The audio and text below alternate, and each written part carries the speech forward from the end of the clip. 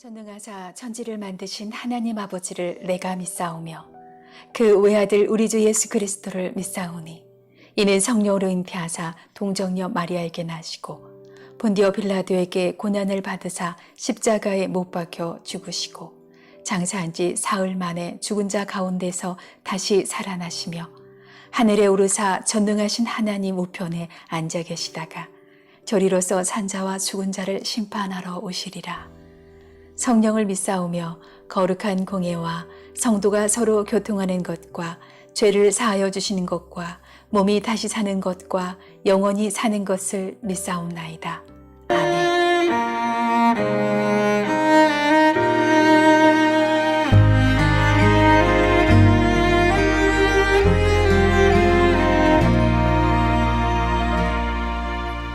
나는 하나님을 예배하는 예배자입니다. 내가 서 있는 곳 어디서나 하나님을 예배합니다. 나는 하나님을 예배하는 예배자입니다. 내가 서 있는 곳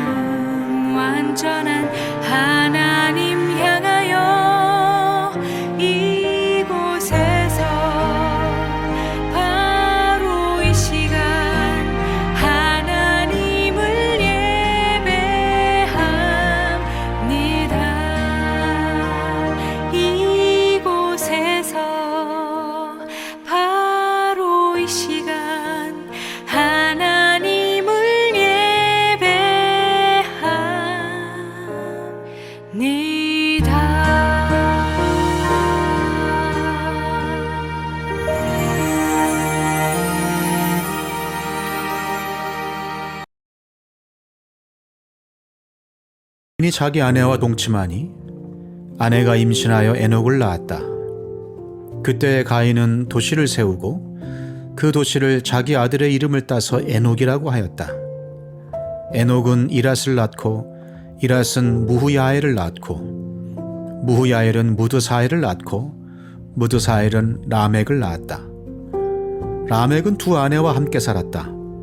한 아내의 이름은 아다이고 또 한 아내의 이름은 실라이다. 아다는 야발을 낳았는데 그는 장막을 치고 살면서 집짐승을 치는 사람의 조상이 되었다.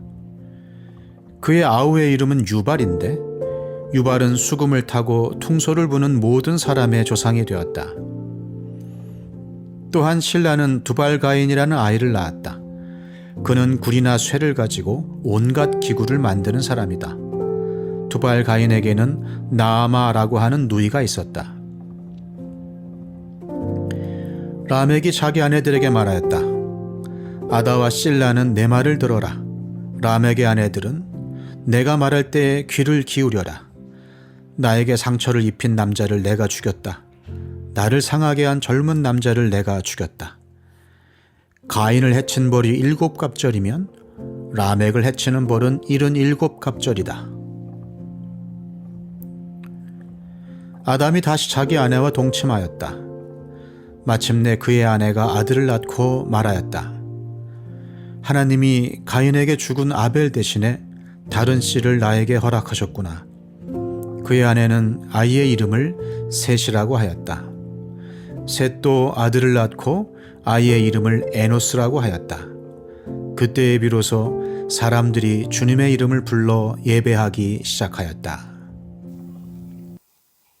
시작과 기원의 책 창세기 4장 11절에서 하나님이 가인에게 저주를 선포하심으로써 이제 가인은 뱀과 같은 운명이 되는데요. 그래서 가인은 하나님을 떠나 에덴 동쪽 노 땅에서 살게 됩니다. 자, 이어지는 17절에서 24절은 가인의 족보, 즉 뱀의 후손들이 나오는데요. 하나님이 일반 은총을 하나님의 백성, 여자의 후손뿐만 아니라 하나님을 믿지 않는 뱀의 후손들에게도 일반의 은총을 내려주십니다. 그래서 뱀의 후손도 가정을 향유하고 자녀를 낳으면서 생육합니다. 또 뱀의 후손도 하나님이 태초에 인류에게 명하신 문화 명령을 성취해 나가는데요. 가인의 후손들이 문명을 이루어 갑니다. 유발은 수금을 타고 퉁소를 부는 사람이 되고 두발가인은 굴이나 쇠를 가지고 온갖 기구를 만드는 사람이 됩니다. 이처럼 예술과 과학은 하나님의 문화 명령의 확대이지요. 이 수금과 퉁소, 가인의 후손이 만든 문명이지만 이 악기들이 하나님을 찬양하는 데 사용됩니다. 믿지 않는 사람들도 하나님의 문명에 참여하여서 인류의 문명 발전에 공헌하고 믿지 않는 자들이 발전시킨 이 문명도 역시 하나님 나라의 완성에 이제 기여를 합니다. 그러니까 하나님께서 믿지 않는 자들이 발전시킨 문화와 문명과 기술도 사용하십니다. 자, 그러나 하나님 없는 인간의 문명의 발전에는 분명 빛뿐만 아니라 어두움도 담겨 있습니다. 스마트폰이 인류에게 대단한 유익을 제공했으나 그러나 스마트폰이 끼친 해악도 크지요.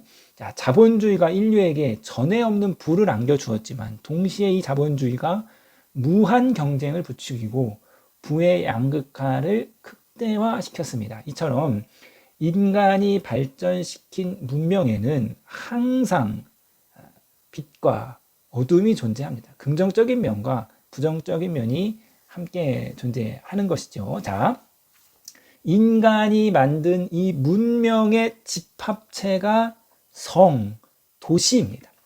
17절에 가인이 도시, 성을 세웠는데요. 자, 고대 사회는 성 안과 성 밖으로 구분됩니다. 오늘날도 마찬가지죠.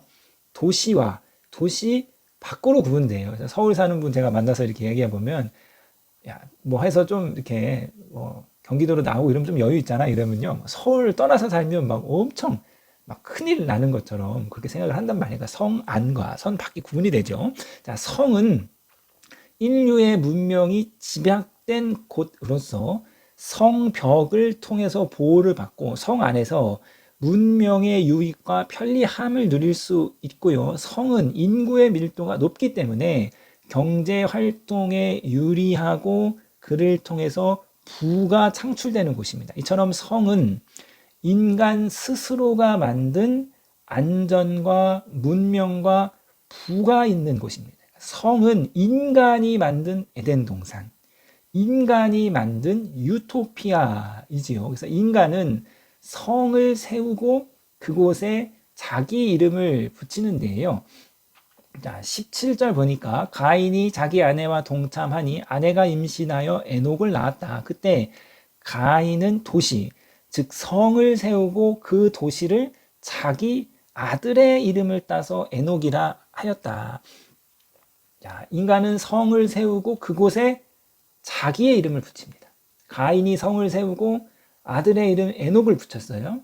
그러니까 이 성은요, 이 성, 인간이 세우고 자기 이름을 붙인 이 성의 절정은 자신들의 이름을 위해 높이 쌓은 바벨탑이 되죠. 그러니까 이 바벨탑이라는 것은 성의 절정으로서 인간이 스스로의 힘으로 구원하려는 자력 구원의 상징물입니다. 높게 바벨탑을 쌓아서 큰 성을 이루어서 그 안에 인류의 모든 어떤 기술과 문명과 과학과 법을 막 다 때려 넣어서 그곳에서 우리가 구원을 이루겠다, 유토피아를 이루겠다라는 것이 바로 이 바벨탑이지요.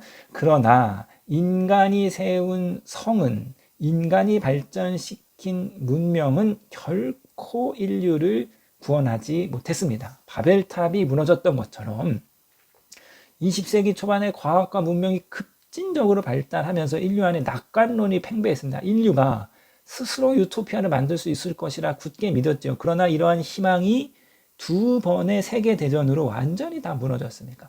발전된 과학과 문명이 인류 안에 유토피아를 만든 것이 아니라 서로 죽이는 전쟁이라는 지옥을 만들었습니다. 인간이 스스로 쌓은 성, 바벨탑이 결코 인류를 구원하지 못한다. 자, 라멕은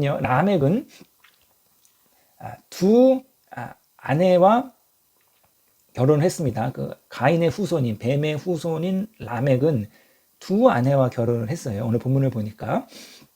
이는 하나님이 세우신 창조 질서인 일부 일처제를 깨트리는 거죠. 그리고 24절을 보니까 가인을 해친 사람의 벌이 7배라면 이 라멕을 해친 사람의 벌은 77배다. 그러니까 지독한 복수가 더 확대되는 거죠.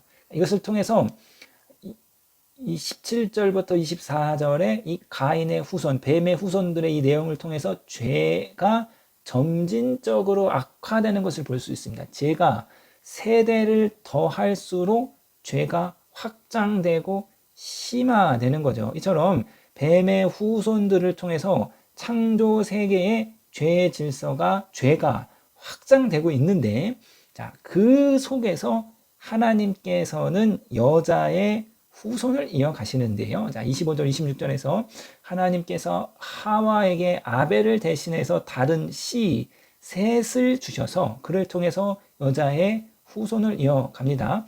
셋의 아들의 이름은 에노스라고 하였고, 이들이 최초로 하나님의 이름을 부르며 예배하기 시작하였습니다. 에노스는 그 이름의 뜻이 약함을 의미합니다. 앞서 나온 바벨은 그 이름의 뜻이 무상함을 의미하는데요. 자, 인간의 유한함, 무상함을 뜻을 의미하는 이 바벨은 믿음으로 하나님이 받으실 만한 제사를 드렸습니다. 약함을 의미하는 에노스는 최초로 주의 이름을 부르며 예배를 합니다. 약함과 유한함, 이 두 사람이 하나님의 백성들의 표상이죠.